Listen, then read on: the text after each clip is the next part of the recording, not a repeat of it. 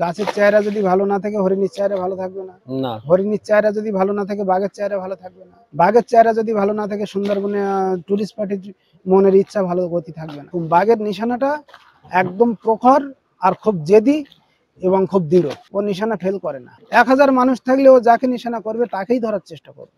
মরিচঝাপির জঙ্গলের ওনারা যদি রিপোর্ট করে থাকে, মরিচঝাপির জঙ্গলে ওখানে নানটুকে কোনোদিন ওরা দেখেছে বলে আমার মনে হয় না। একটাই বাঘ ছিল, যেই বিগ বস, সেই বীরবল, সেই নান্টু। নান্টুর যে শিকারের পদ্ধতি, যে আচার আচরণ, সেই আচার আচরণে সেই তীব্রতা গতি নিয়ে কোনো বাঘকে দেখা যাচ্ছে না। ভানুদা, বলো। ঝড়খালিতে যে বাঘের দেখা পাওয়া গেল কয়েকদিন আগে, তুমি দীর্ঘদিন ধরে ঝড়খালির ইতিহাস জানাচ্ছ। শুধু ঝড়খালি নয়, সুন্দরবনের যে জঙ্গল, মনসাখালী, দোবাকি, পীরখালি নিয়ে যে এই যে ব্লকগুলোর, তুমি যে যে ব্লকে গেছো সেই ব্লক সম্বন্ধে তুমি জানাচ্ছ। একটা জিনিস, আমাদের কিছু দর্শক আছে যারা আমাদের থেকেও জঙ্গল সম্বন্ধে অনেক অভিজ্ঞ। অবশ্যই তারা মাঝে মাঝে, দর্শকদের নাম আমি নিচ্ছি না, তারা মাঝে মাঝে না এই বিষয়গুলো ধরিয়ে দেয় যে টাইগারের জঙ্গল আর ফরেস্ট ডিপার্টমেন্টের জঙ্গল দুটো আলাদা, সেখান থেকে বাঘ কোন দিকে কোথায় যায় তারা পুরোটাই জানিয়ে দেয় আমাদের। তো সেক্ষেত্রে সেই সূত্র ধরে তোমার কাছ থেকে জানছিলাম যে সুন্দরবনের বাঘ এখন লোকালয়ে আসা কমিয়ে দিয়েছে, তার কারণ ওখানে ওদের যথেষ্ট পরিমাণে খাদ্য এবং সুস্বাস্থ্যের পরিবেশ আছে। কিন্তু জঙ্গলের বাঘ কেন আবার লোকালয়ে? জঙ্গলের বাঘ লোকালয়ে আসার কয়েকটা মূল কারণ আছে। আগেও একটা ভিডিওতে বলে দিয়েছি আমি, শীতকাল হলে বাচ্চা দেওয়ার টাইম হলে ওরা খাদ্য থাক কি না থাকে এটার জন্য দেখে না।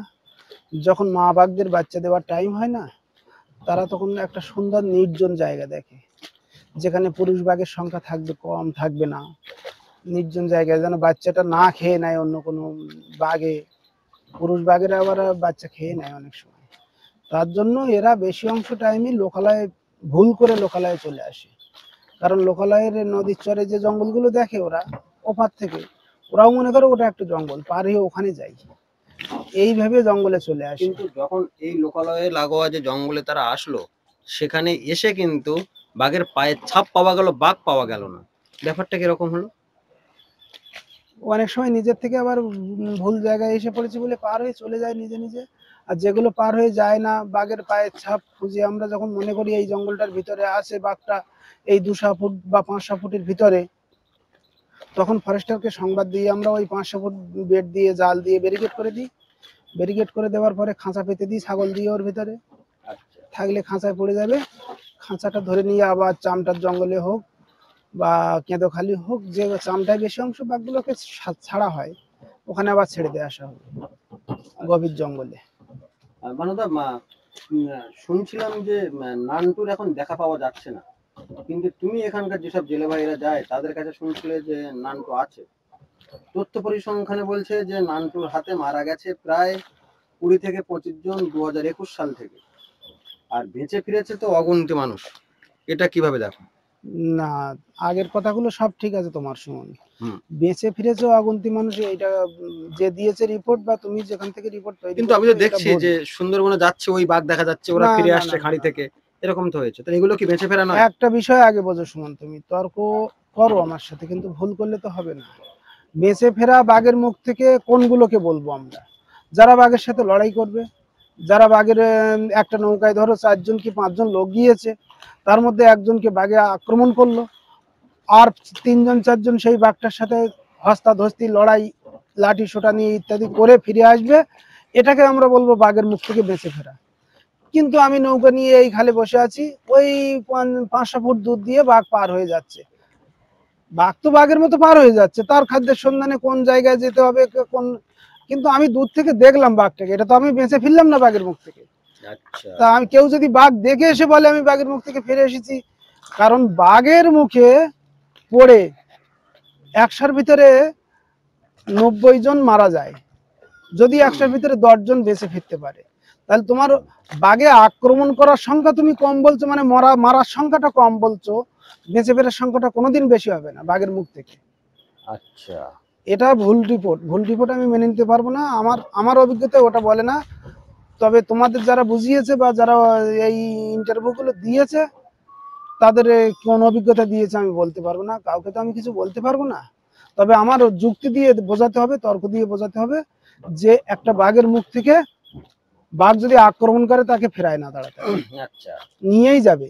এবার কোন কারণে খুব জোরে যদি বাঘের বিপরীত ভাবে যদি আক্রমণ, তার বিপরীত মানে তার থেকে বাঘের থেকে জোর করে আক্রমণ করা যায়, তখন বাঘ দুর্বল হয়ে হয় ছেড়ে দিয়ে চলে যাবে, পালিয়ে যাবে ভিতরে, তখন আমরা বলতে পারি যে বাঘের মুখ থেকে বেঁচে ফিরে। আমি শুনছিলাম যে মরিচঝাপির দিকে এখন আর যেসব মানুষজন যায়, আমাদের মনোদা, ভবদা, আমাদের বাদল মামা প্রত্যেকেই জানাচ্ছিল এবং রাসমোহন দাও জানাচ্ছিল যে এই এই জায়গাগুলোতে নানটুরার দেখা পাওয়া যাচ্ছে না টোটাল মরিচঝাপি। কিভাবে মরিচঝাপিতে নান্টুর দেখা পাবে ওনারা?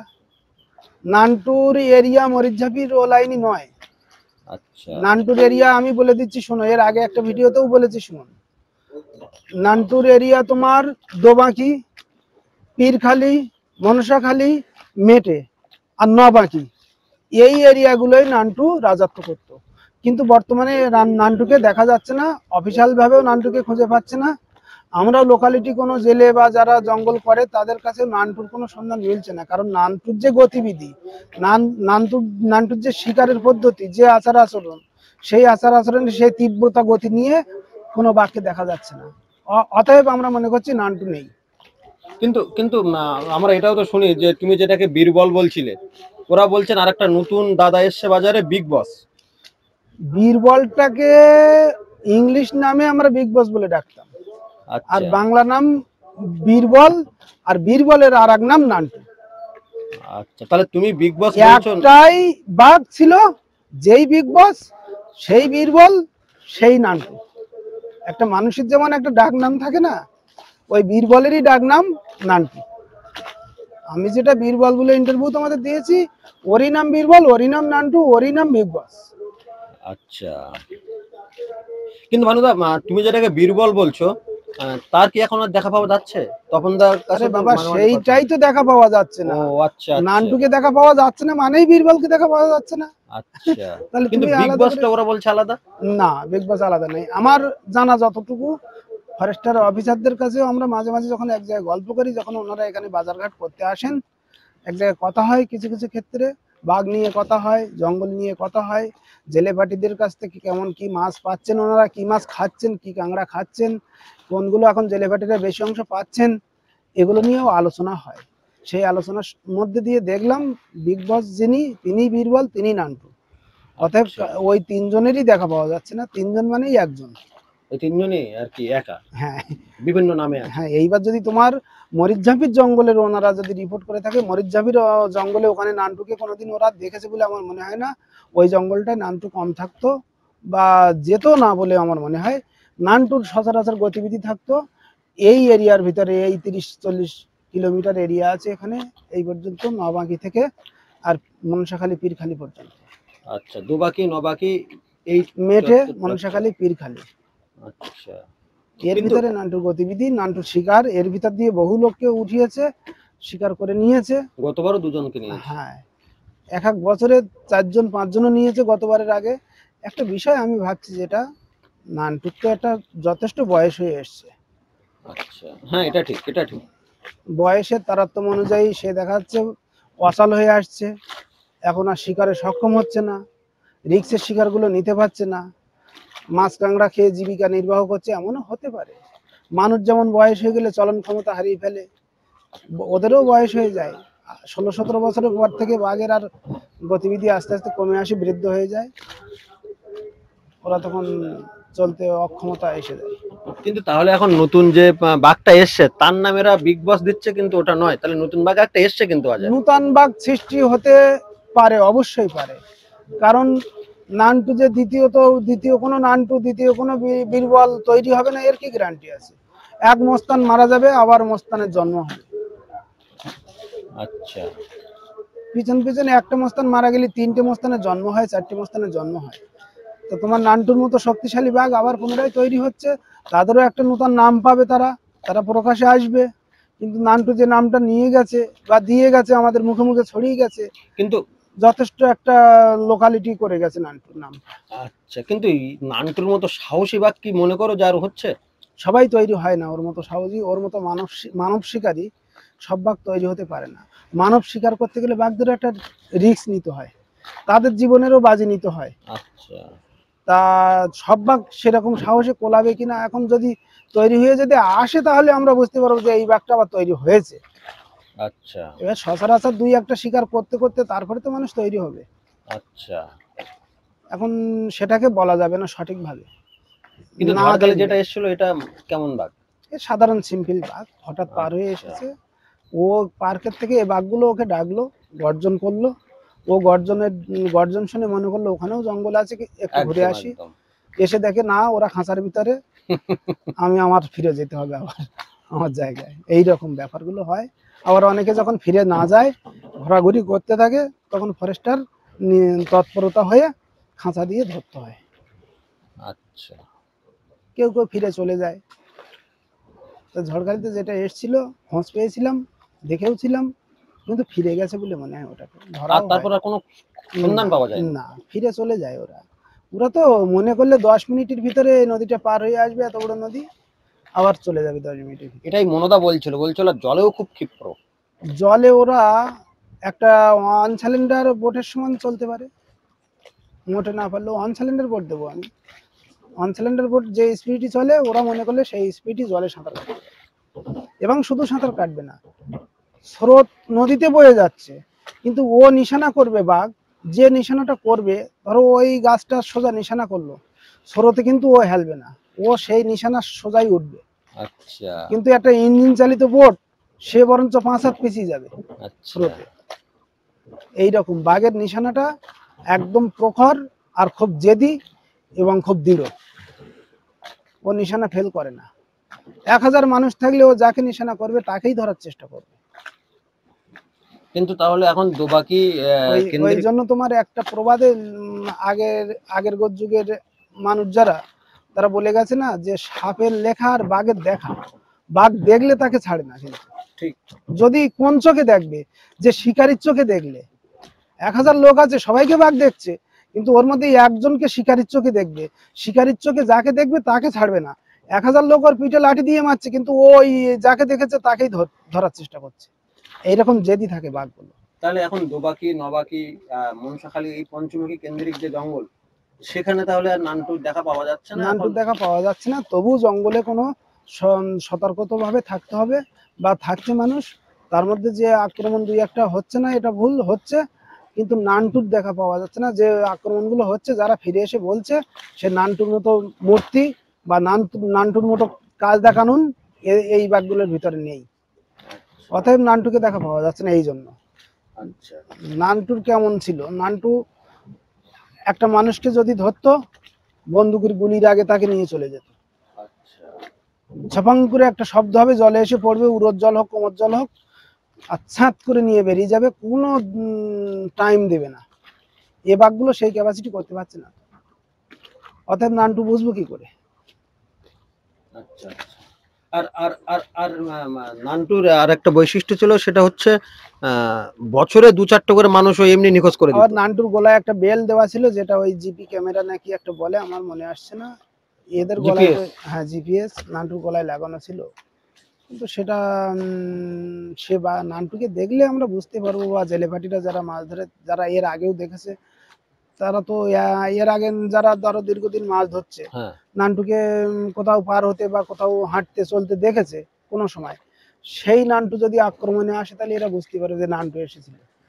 কিন্তু সেরকম ভাবে এদের সাড়া দিচ্ছে না মন থেকে যে নানটু এসেছিল। কোনো আক্রমণ যদি হয়েও থাকছে, তা নানটু এসেছিল বলে সাড়া দিচ্ছে না। আচ্ছা। এই হচ্ছে ঘটনা। তাহলে নান্টুর পর্ব এবার তাহলে মোটামুটি সমাপ্ত, আর নতুন কেউ আসতে পারে। তা আসলে আসতে পারে। আর আর জঙ্গলে এখন হরিণের অবস্থা কেমন ভালো, সংবাদ পাচ্ছ? ভালো, সব ভালো। কিন্তু আমরা খুব ভয়ে আছি, এই যে ঝড়টা কি গতিতে যে হবে, এই ঝড়ের গতি যদি খুব বৃদ্ধি হয়, তাহলে গাছপালা, হরিণ সবারই অসুবিধা হবে। কারণ এরা তো জঙ্গলেরই জীব, জঙ্গলে আশ্রয় নিতে হয়। গাছের চেহারা যদি ভালো না থাকে, হরিণের চেহারা ভালো থাকবে না। না হরিণের চেহারা যদি ভালো না থাকে, বাঘের চেহারা ভালো থাকবে না। বাঘের চেহারা যদি ভালো না থাকে, সুন্দরবনে টুরিস্ট পার্টির মনের ইচ্ছা ভালো গতি থাকবে না। এটা আগে বুঝতে হবে। মানে সবই ইকোসিস্টেমে চলছে। ইকোসিস্টেমে বাঘের চেহারা ভালো না থাকলে জঙ্গলে মধু হবে কম, টাইম অন টাইম যে কোনো ব্যক্তিরা হচ্ছে জঙ্গলে প্রবেশ করতে পারবে। বাঘ ফরেস্টার কজনকে ডিউটি করে? ডিউটি করে তো বাঘ। আমরা যাই না তো বাঘের ভয়ে। এই যত কাংড়া ধরার লোক আস্তে আস্তে কমে যাচ্ছে কেন? তাদের ছেলে মেয়ে তাদের গার্জিয়ানকে বারণ করছে, বাবা আর জঙ্গলে যাওয়া যাবে না, জঙ্গল খুব সিরিয়াস। তারা শুনছে, মোবাইলে ভিডিওই দেখছে, আমরা যে এই ভিডিওগুলো ছাড়ছি এগুলো শুনছে, উপলব্ধি করছে। তাদের বাবা মাকে তারা কলকাতায় কেউ পড়াশুনো করছে, কেউ নার্সের কাজ করছে, কেউ চাকরি করছে। এমন ছেলে মেয়ে আছে তাদের বাবা মা জঙ্গল করছে দীর্ঘদিন থেকে, তাদের বাবা মাকে জঙ্গল থেকে উঠিয়ে নেওয়া হচ্ছে যে আর যেও না বাবা, জঙ্গল খুব সিরিয়াস হয়ে গেছে এখন। এইভাবে আস্তে আস্তে জঙ্গলের থেকে কমে আসছে। আর জঙ্গল যদি না সিরিয়াস থাকে বাঘের জন্য, তাহলে তো যে না সেই জঙ্গলে প্রবেশ করবে আর তাদের ইচ্ছা মতো চলাচল করবে। কোথায় মম মধু কাঁকড়া যে যার মতো ধরে আনবে, মানে বাড়ির মতো করে ফেলবে জঙ্গলটাকে। যার জন্য বাঘ একমাত্র যতদিন লাস্টিং করবে জঙ্গলে, জঙ্গলের পরিবেশ ততদিন লাস্টিং করবে। আমার যেটা যুক্তি দিয়ে আমি বুঝলাম, সেই ব্যক্তিগত মতামতটা জানালাম এটাকে। আচ্ছা, যখন সুন্দরবনের কথা শুনি, সুন্দরবনের কাহিনীগুলো শুনি ভানুদার কাছে, তখন ভালো লাগে, কারণ এত সহজ সরল ভাবে ভানুদা বুঝিয়ে দেয় যে আমাদেরও বুঝতে অনেক সুবিধা হয়ে থাকে। যাই হোক, তাহলে ভানুদা, লোকালয়ের বাঘ আর জঙ্গলের বাঘ নিয়ে অনেক তথ্য তুমি দিলে। আপাতত এই প্রতিবেদন এখানে শেষ করব। আর আচ্ছা, করার আগে একটা কথা বলবো, যে ঝড়ের আবহাওয়া বা ঝড়ের পরিবেশ কেমন থাকছে সেই নিয়ে পরে আবার কথা হবে, কতটা ক্ষয়ক্ষতি হলো সুন্দরবনের। অবশ্যই অবশ্যই হবে। আচ্ছা, এখানে শেষ করি। এখানে শেষ করুন তাহলে এই ভিডিওটা। সবাই ভালো থাকবেন, সুস্থ থাকবেন, সাবধানে থাকবেন, লাইক করবেন, কমেন্ট করবেন। চলার পথে এই সুমন টুমন এত কষ্ট করে যে ভিডিওগুলো করছে, আপনারা যদি একটু ভালোভাবে লক্ষ্য নজর করেন এদের দিকে, তাহলে এদের আরো ভিডিও করতে সুবিধা হবে। এই আশা আপনাদের কাছে রাখবো রেখে এখানে এই প্রতিবেদন আজকের মতো এখানে শেষ করছি। সবাই ভালো থাকবেন।